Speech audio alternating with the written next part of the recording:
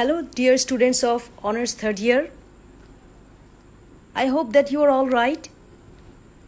What about your study? Is it going on seriously? If not, now it's time for you to get more serious.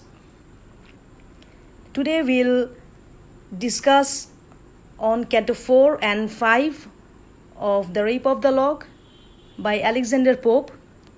This is our concluding class on this literary piece. In Canto 4, we see Pope's description of melancholy, gloom, and hypochondria is as effective and successful as his description of high spirits, brightness, and elegance in the earlier cantos. Have a look on the verses from Canto 4. As thou said, virgin, for thy ravished hair, for that sad moment when the sylphs withdrew, and Ariel, weeping from Belinda, flew. Umbriel, a dusky, melancholy sprite, as ever sullied the fair face of light, down to the central earth his proper scene, repaired to search the gloomy cave of spleen.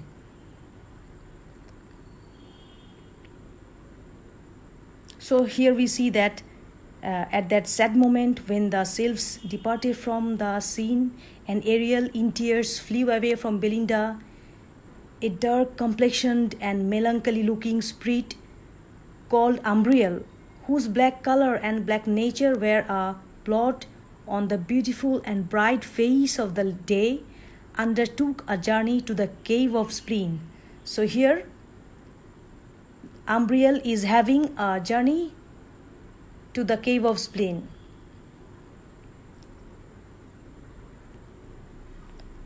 The lament of Belinda over her loss of a lock is an example of comic pathos.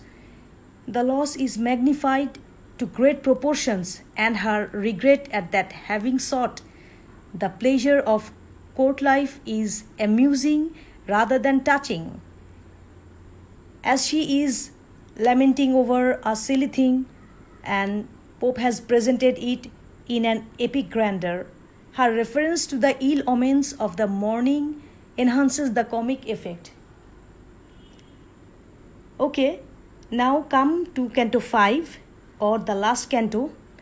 In this concluding canto, we see Belinda's words of lament fail to touch the Baron's heart, who stuck his purpose. As Baron is the gainer, he is the winner, he has won the long cherished lock of hair. So he is very proud, he becomes so happy, and he takes pride in it. And he doesn't want to lose it at any cost. In Canto 5, look at the verses.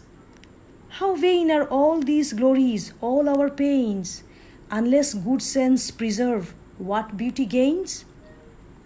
The man may say, when we the front box grace, behold the first in virtue, as in face.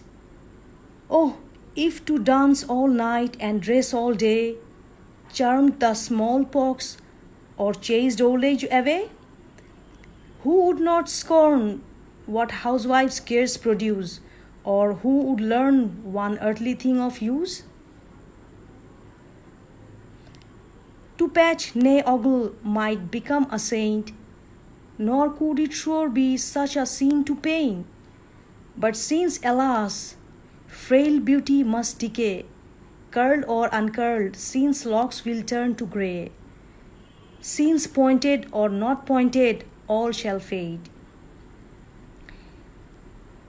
These lines are actually Pope's message, and here Clarissa conveys the message of Pope.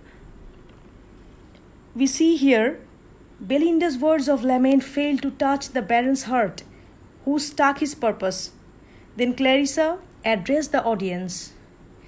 Clarissa asked why beautiful women were so greatly admired and honored, why they were the objects of the passion of even wise men. They were regarded by men as angels, and why they were worshipped by men. She said that all the honors which women received were useless unless they were able to retain by their good sense what they achieved by beauty.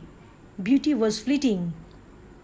So here we find the very theme or the message of our writer Pope, that beauty is a subject of death and decay.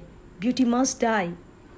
So there is no credit in taking pride of beauty unless it is refined or enriched by good sense and good humor. In fact, good sense and good humor, these abstract qualities, make beauty sustainable.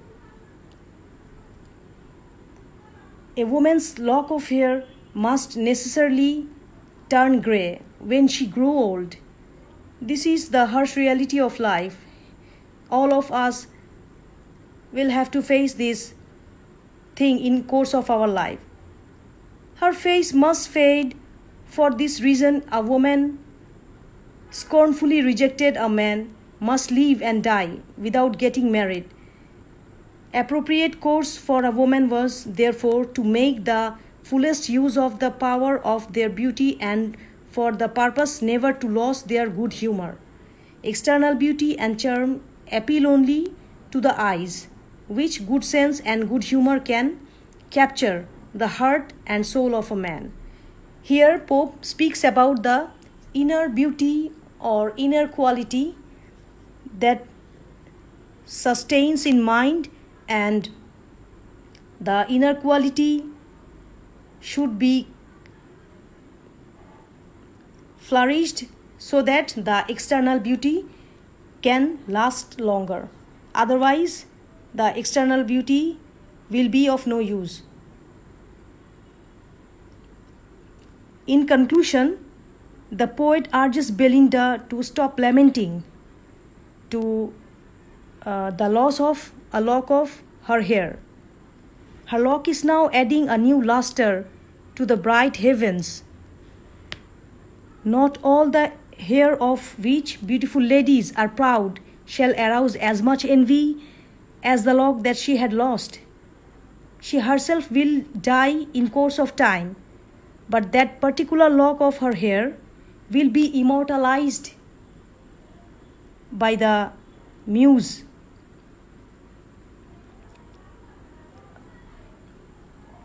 The muse of poetry will immortalize it or will protect it as a sacred object. The muse will give to that lock, which is now a constellation, the name of Belinda. That means Belinda's name will be inscribed in the constellation. Here Pope tries to console Belinda, and he tries to make Belinda understand the reality of life. So here our long poem, this mock epic, ends. I'll give you related and important questions on the rape of the lock. But before that, you need to study thoroughly. You need to analyze the characters and the terms, literary terms, and the rhetoric and prosody related to the poem, and you'll try to find out the brief questions and their answers from the text. That's all from me for now, girls. Thank you very much. Take care. Stay with your online class. Stick to your study. Thank you so much.